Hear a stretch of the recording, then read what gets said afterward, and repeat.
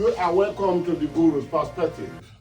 Thank you very much for joining us. But please, let me plead with you from onset. After watching this video, please touch the buttons, like it, subscribe if you have not, comment. We want to hear your comment because reading through your comment makes it better for us to know what we are doing, what we should decrease, what should decrease will be there. Then, of course, share it generously. It doesn't cost you more than the same quality and quantity of data you use of opening your phone. Please, touch the button. Like it, please. Like it. Or don't you like what you are hearing from here, from the Guru's Perspective? So, subscribe, like it, comment, then share. We go into a subject that is equally very serious. It has been serious all the time. Security. We want to talk about security again today.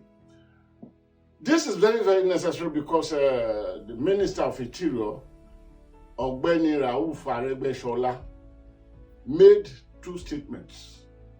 One, that on the day that the Kuje prison was attacked, please listen to me. I am repeating what he said. It is what he said that we shall be evaluating now. But it will be very mandatory of me, in order to be fair, which is a demand of journalism, to repeat exactly how he put it. According to Aregbesola, he said, on the day of the J attack in Kuje, 65 heavily fortified policemen were on duty. 65 heavily fortified policemen were on duty. This is what we want to evaluate on this part one of this video. Let us go ahead with the evaluation. The 65 heavily fortified policemen on duty, according to Aregbesola, what did they do? When you hear statements like this, then one would easily conclude, oh, thank God, if there were to be no 65 fortified policemen well equipped on duty, the raid would have been successful. Interpretation will go further and say, thank God, that is why they failed. The 65 well fortified, well loaded, well armed policemen killed all the invaders. That is the conclusion one will get from it. Then one will conclude again, thank God, they failed. I mean the jihadists, or you call them terrorists. Oh, that they failed. Thank God that the minister in his wisdom had asked and deployed a fortified 65 policemen. Let us interrogate the matter more. On the day of the raid, how many of the terrorists that came died? Not one. The question is this. They came to rescue their members that have been kept in the Kuje prison. Some have been there for about 10 years. Those who started with Yusuf as pathfinders for Boko Haram in Maiduguri, some of them were there. About 60-something, 61 or so in number were there. How many of them that the terrorists could not take away, could not deliver? Not one. All the jihadists, all the leaders of Boko Haram, Iswap and Kwanko that were awaiting trial or for whatever reason kept there, all of them were freed by their co-patriots, in quote, that came to deliver them, to rescue them. They were rescued. Okay. Does that show sign that a set of fortified security officers were there? That's number one. How many casualties of dead and injured do we have that day? And how many of these casualties are credited to the side of the terrorists that came? Not one. I said it there. Not one. Those who died and those that were injured were security officers of Nigeria.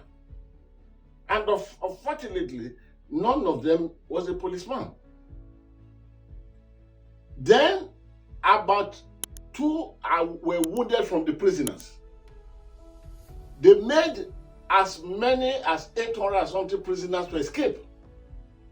Every member of theirs that they came for escaped.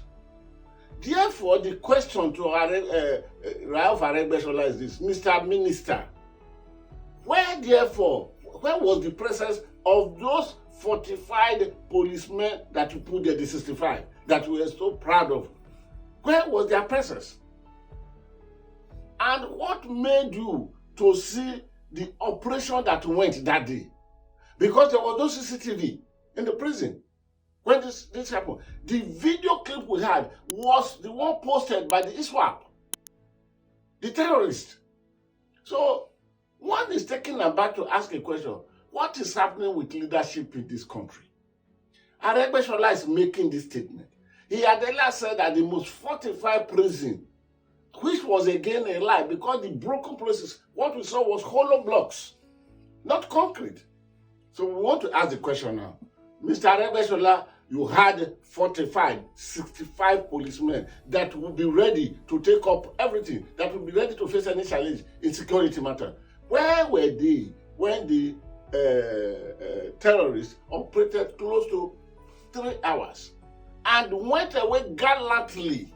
About 300 of them. Not one of them was arrested.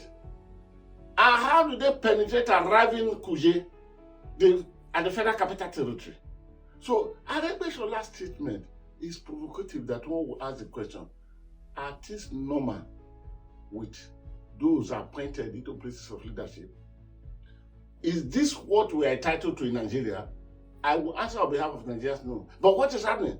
What is happening is that the leaders of the leadership has no command over the ship of leadership. He's sailing through the Nigerian sea. That is why we're having this. Or else, one will ask the question: how many heads have ruled? Who had been held accountable? Who had gone on suspension in this tragedy that happened? That's not. So Aregbesola came back and telling us. That is one part. Another part is what Aregbesola said and Lai Mohammed about security. We shall come back to explain that. But for now, let us ask Aregbesola, where were your 65 over 45 policemen loaded with arms and ammunition when the raid was taking place, that we were talking very proud of? Aregbesola should have been sacked. The guru will return.